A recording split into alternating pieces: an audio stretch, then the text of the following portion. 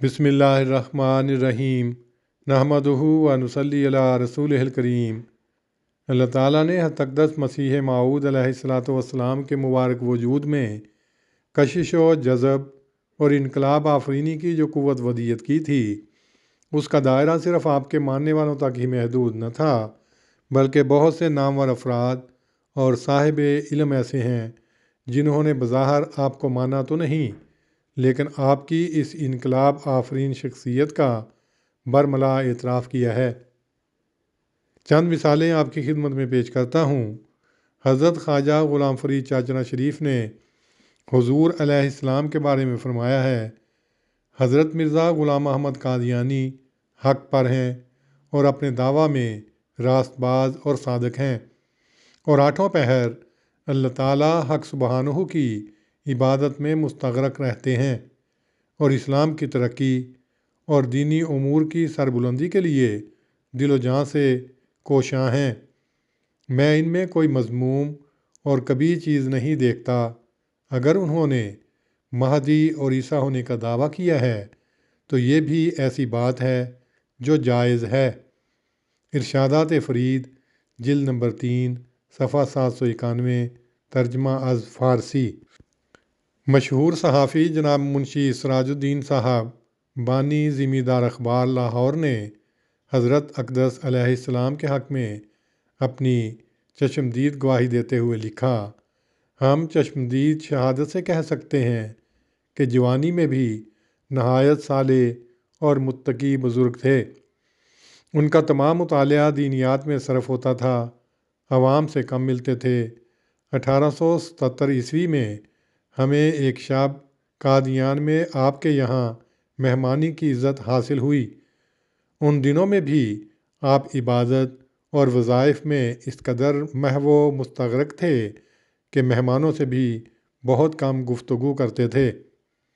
अखबार ज़िमीदार मई 1908 बहवाला अहमदियत का तारुफ़ सफ़ा 59। अखबार सियासत के मदीर मौलाना सैयद हबीबुल्लाह साहब लिखते हैं, उस वक्त के आरिया और मसीही मुबल्लिग इस्लाम पर बेपनाह हमला कर रहे थे।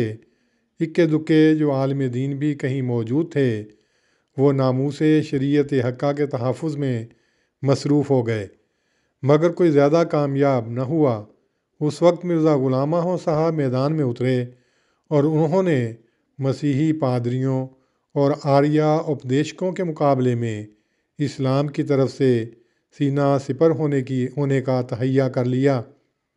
मुझे ये कहने में ज़रा बाक नहीं कि मिर्ज़ा साहब ने इस फ़र्ज़ को नहायत खूबी और खुश उसलूबी से अदा किया और मुखालिफिन इस्लाम के दांत खट्टे कर दिए। इस्लाम के मुतल्लिक़ उनके बाद मज़ामीन लाजवाब हैं। तहरीक कादियान सफ़ा 208 ta 209, बहवाला महज़रनामा मतबूआ लंदन 1990 सवा 141। ख्वाजा हसन निज़ामी देहलवी का एक बयान अखबार मुनादी में इस तरह शाये हुआ कि मिर्ज़ा ग़ुलाम अहमद साहिब अपने वक्त के बहुत बड़े फ़ाज़िल बुज़ुर्ग थे। आपकी तसानीफ़ के मुताले और आपके मलफूज़ात के पढ़ने से बहुत फ़ायदा पहुँच रहा है और हम आपके तबहर इल्मी और फ़जीलत व कमाल का एतराफ़ किए बग़ैर नहीं रह सकते। अखबार मुनादी 27 फरवरी ta 4 मार्च 1930 बहवाला जमात अहमदिया का तारुफ़ सफ़ा 63।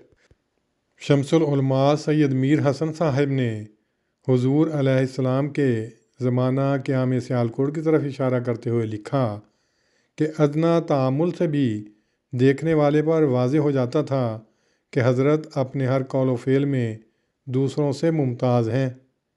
सीरतुल महदी हिस्सा अव्वल सफ़ा 270।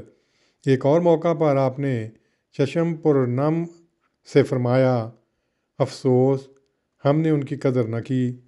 उनके कमालात रूहानी को बयान नहीं कर सकता।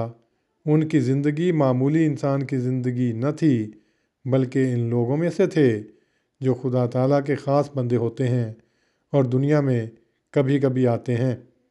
अल हकम 17 अप्रैल 1934 सफ़ा 3 बहवाला जमात अहमदिया का तारुफ़ सफ़ा 85।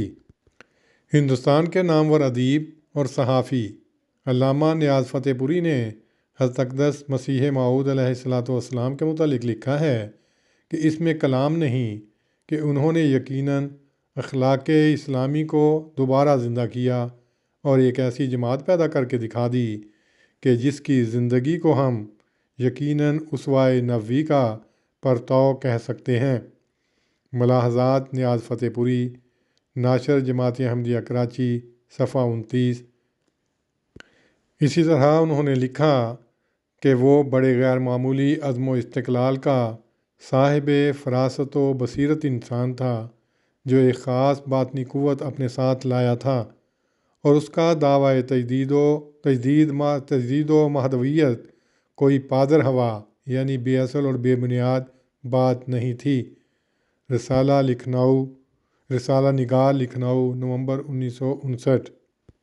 علامہ نیاز فتح پوری نے اکتوبر 1960 میں حضور علیہ السلام کے بارے میں ایک لمبا مضمون تحریر کیا جس کے آخر میں لکھتے ہیں کہ رہا یہ امر کہ مرزا صاحب نے خود اپنے آپ کو کیا ظاہر کیا سو یہ چنداں قابل لحاظ نہیں، کیونکہ اصل سوال یہ نہیں ہے کہ انہوں نے اپنے آپ کو کیا کہا بلکہ صرف یہ کہ کیا کیا، اور یہ اتنی بڑی بات ہے کہ اس کے پیش نظر قطع نظر روایات و اصطلاحات سے مرزا صاحب کو حق پہنچتا تھا کہ وہ اپنے آپ کو مہدی کہیں کیونکہ وہ ہدایت یافتہ تھے، مسیح مسیح کہیں کیونکہ وہ روحانی امراض کے معالج تھے، اور ذل نبی کہیں کیونکہ وہ رسول کے قدم بقدم چلتے تھے۔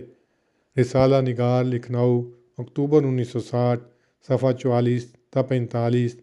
بہاوالہ ماہنامہ الفرقان، نومبر 1960، صفحہ 24۔